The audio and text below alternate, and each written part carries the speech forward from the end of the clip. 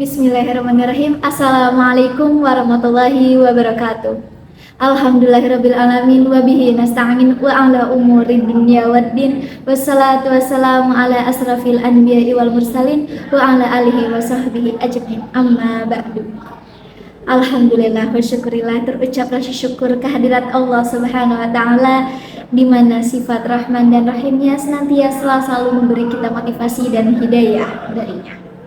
Salawat serta salam semoga tercurah limpahkan kepada junjungan Nabi besar kita Muhammad Sallallahu Alaihi Wasallam, kepada keluarganya, para sahabatnya, hingga kita selaku umatnya. Amin ya Rabbal Alamin.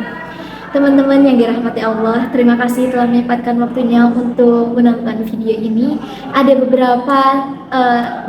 beberapa kata dan ya kata-kata baik dari saya mengenai apa sih tujuan kita sebenarnya di dunia ini. Teman-teman, coba deh perhatiin lingkungan kalian. Bagaimana indahnya flora dan fauna di Indonesia, bagaimana indahnya pegunungan di Indonesia, bagaimana indahnya dasar laut Indonesia. Dan ketika kita pergi ke Jakarta, bagaimana indahnya gedung-gedung pencakar langit, mata dimanjakan oleh banyaknya mall dan gedung-gedung tinggi. Apalagi kalau kita ada kesempatan untuk berlibur ke luar negeri, kita pasti banyak banget menyebut Masya Allah. Tetapi kadang keindahan itu membuat kita terbuai dan kita lupa siapa sih sebenarnya yang menciptakan dunia ini. Ya teman-teman, yang menciptakan dunia ini adalah Allah Subhanahu wa taala. Maka dari itulah kita sebagai manusia, sebagai hamba Allah harus memiliki pola pikir mengenai apa sih dunia, kenapa sih kita terlahir ke dunia, apa sih tujuan kita di dunia ini, kenapa kita ada di dunia. Teman-teman, apakah sudah pernah berpikir seperti ini?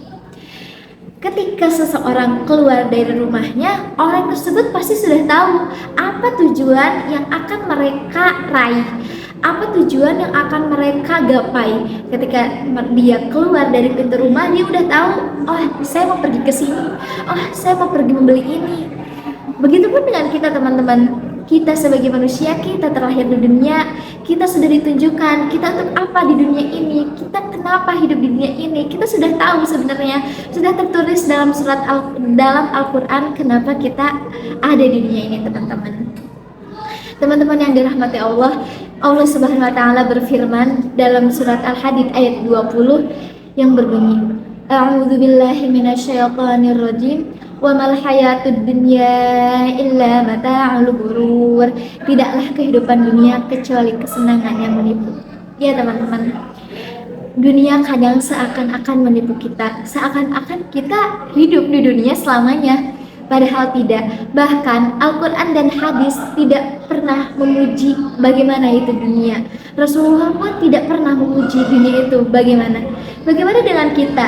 Dalam hadis riwayat Bukhari, Rasulullah bersabda, akhadha Rasulullah sallallahu alaihi wasallam biman kibi faqala kun fid dunya ka'annaka gharibun aw abirun sabil. Artinya Rasulullah sallallahu alaihi wasallam menepuk kedua pundaku lalu bersabda, jadilah engkau di dunia ini seolah-olah orang asing dan atau orang yang singgah dalam perjalanan. Hadis riwayat Bukhari. Iya teman-teman, kesenangan dalam kehidupan dunia tak lepas dari keletihan dan kelelahan kita. Kita berjuang mati-matian, bercucur keringat, banting tulang untuk mencapai kesenangan atau keinginan yang kita ingin dapatkan di dunia ini. Tetapi ketika kita telah mendapatkan hal tersebut, terkadang banyak sekali orang-orang di luar sana melupakan bagaimana itu prosesnya, atau bagaimana melupakan kita kenapa bisa memiliki harta sebanyak ini. Kita lupa. Contoh kecilnya ketika kita mau ujian masuk universitas, kita berlomba-lomba untuk beribadah, berlomba-lomba sholat di sepertiga malam untuk beribadah kepada Allah, untuk agar Allah memberikan yang apa yang kita inginkan.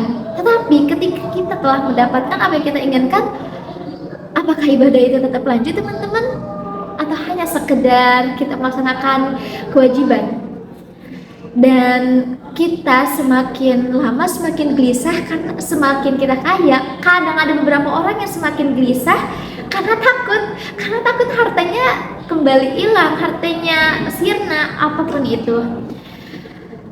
Maka dari itu, teman-teman yang dirahmati Allah, sebagai seorang mukmin kita harus tahu kenapa kita terlahir di dunia dan apa tujuan kita di dunia ini.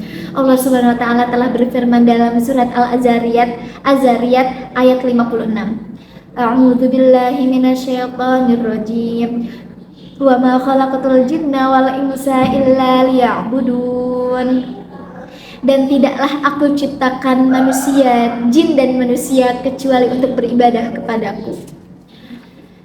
Inilah teman-teman tujuan hidup kita di dunia ini, untuk kita menghambakan diri kepada Allah, untuk kita beribadah kepada Allah Subhanahu wa taala.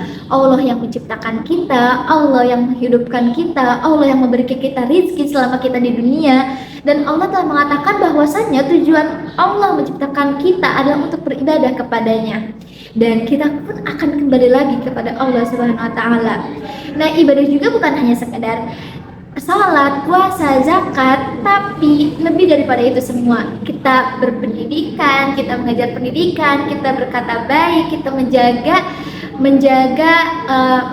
kata-kata baik dalam mulut kita, tidak berkata kasar, tidak melakukan hal-hal keji, tidak melakukan kegiatan-kegiatan kekerasan dan melanggar peraturan yang ada di dunia ini.